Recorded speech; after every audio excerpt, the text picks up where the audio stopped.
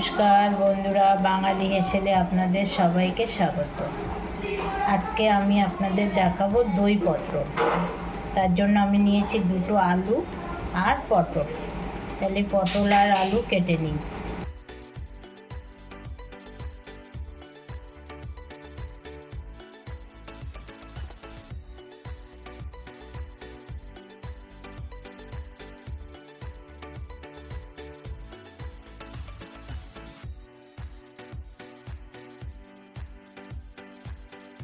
আমি এবার আলু পটলটা ধুয়ে নেব।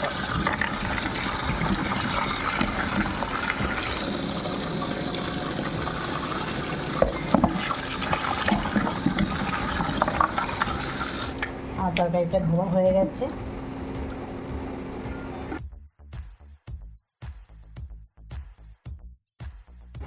দই পটল বানানোর জন্য লাগছে দই, তো লাগছেই অবশ্যই। আলু কেটে নিয়েছি, পটল, আর মশলা হচ্ছে আমার আদা, জিরে, পোস্ত আর কাজু বাদাম বেটে দেবো। আর ফোড়নের জন্য দেবো আমি তেজপাতা আর গরম মশলা, ডালচিনি, এলাচ আর দুটো লবঙ্গ নিয়েছি। এই যে, তাহলে আমি কড়াইতে এবার তেল দিয়ে দেবো।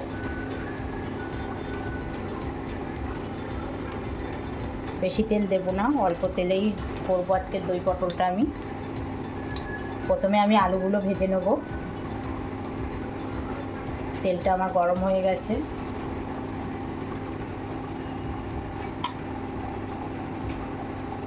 তেলটা গরম হয়ে গেছে।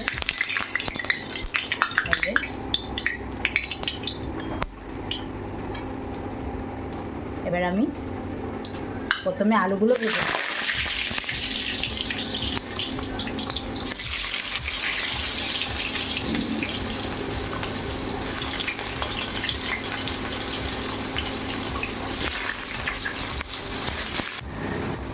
আলুগুলো ভাজা হয়ে গেছে। এবার ওর মধ্যে আমি অল্প করে একটু নুন দেবো আর একটু সামান্য হলুদ গুঁড়ো দিয়ে, এই যে আলুগুলো আমার ভাজা ভাজা প্রায় হয়ে গেছে।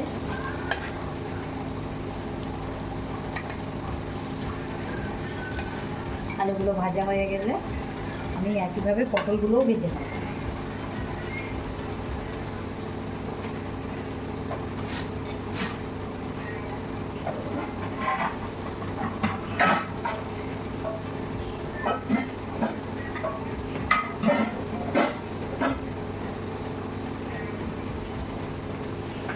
আমি এবার আলুগুলো দেখুন ভাজা হয়ে গেছে আমার। এই যে কি সুন্দর লাল লাল করে ভেজে নিয়েছি।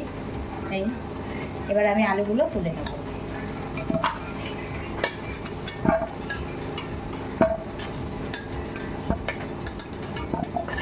এই যে আলুগুলো কিন্তু আমার এই যে দেখুন ভাজা হয়ে গেছে।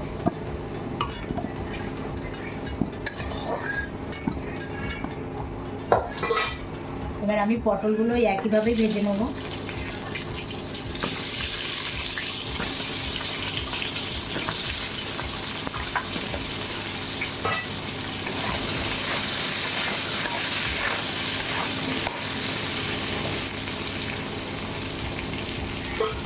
পটলও একটু সামান্য নুন দেবো, একটু হলুদ গুঁড়ো।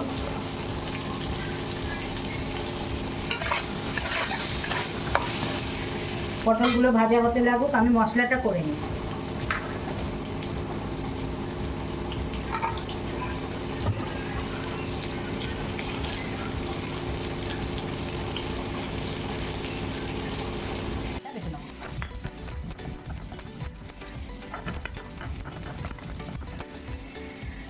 আদা বাটা আমার হয়ে গেছে। আদাটা আমি বাটিতে তুলে নেব। এবার আমি জিরে, পোস্ত আর কাজু বাদাম একসাথে বেটে নেব।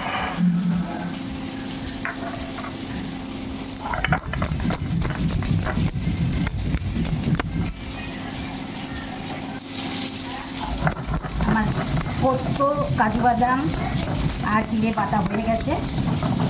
এবার আমি মশলাটা তুলে নেব।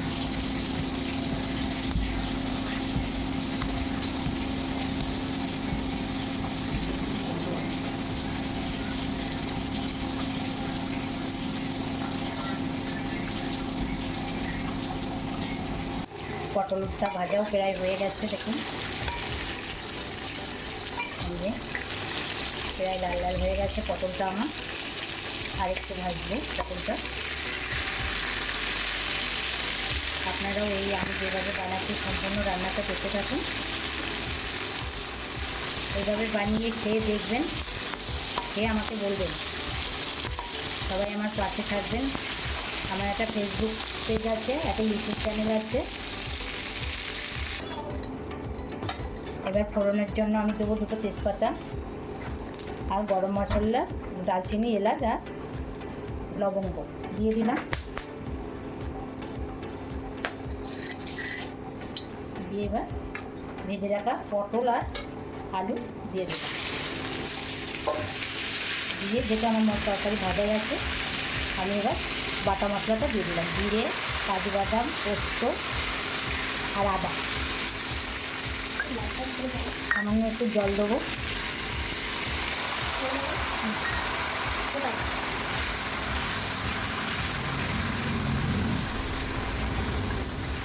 একটু জল দেবো। এবার মূল উপকরণ যে টক দই, আমি 100 গ্রাম টক দই এনেছি, আমি পুরোটা দেবো না, আর একটু দেবো। ব্যাস 50 গ্রামের একটু বেশি দিলাম। এবার আমি 1 চামচ হলুদ গুঁড়ো,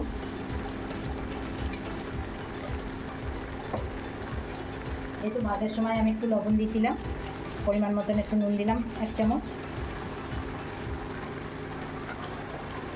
কালার একটু আসার জন্য আমি দেবো কাশ্মীরি লঙ্কার গুঁড়ো।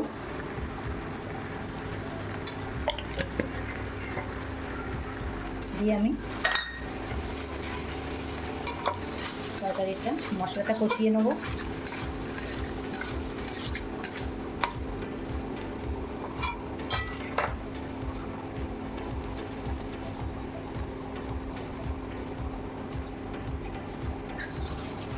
আমি অন্য 2টো কাঁচা লঙ্কা চিড়ে দেবো।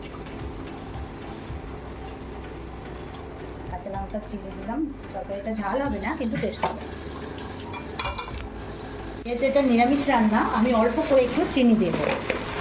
আপনারা চাইলে নাও দিতে পারেন, কিন্তু চিনিটা দিলে একটু টেস্ট হয়। অল্প করে একটু চিনি দিলাম,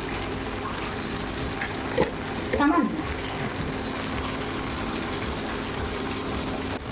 তেল ছেড়ে দিয়েছে, তেল ছাড়া অবধি দেখবো। এই দেখুন তেল ছেড়ে দিচ্ছে, কি সুন্দর কালার এসেছে দেখুন। এই যে খেতেও কিন্তু খুব সুন্দর হবে। আপনারা রান্না করে খেয়ে আমাকে জানাবেন,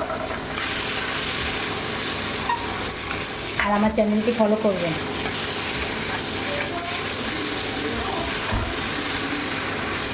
আপনারা যদি দেখতে থাকেন তাহলে আমার রান্নার আরও ইন্টারেস্ট বাড়বে। আমি রান্না করতে ভালোবাসি। এই যে কি সুন্দর তেল ছেড়ে দিয়েছে দেখুন। এবার আমি জল ঢেলে দেবো। দেখুন এবার আমি জল ঢেলে দেবো।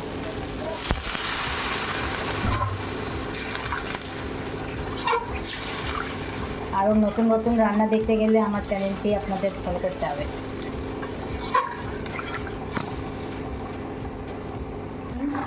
আমার কিন্তু দই পটল রেডি। দই পটল রেডি। এই যে আমি এবার নামিয়ে নেবো দই পটলটা। এই যে দেখুন কি সুন্দর কালার এসেছে। দই পটল রেডি। পড়ে যাবে দই পটল রেডি। এখন খাওয়া দাওয়া হবে। দই পটল আমার রেডি। এই যে সোম খেয়ে বলবে দই পটলটা কেমন হয়েছে।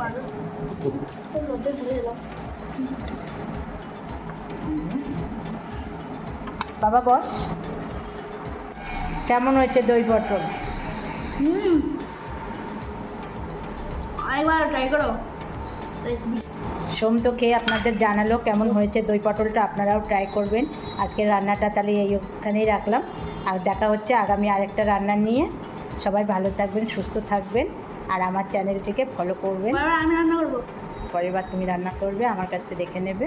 আর তাহলে এই অবধি রাখি।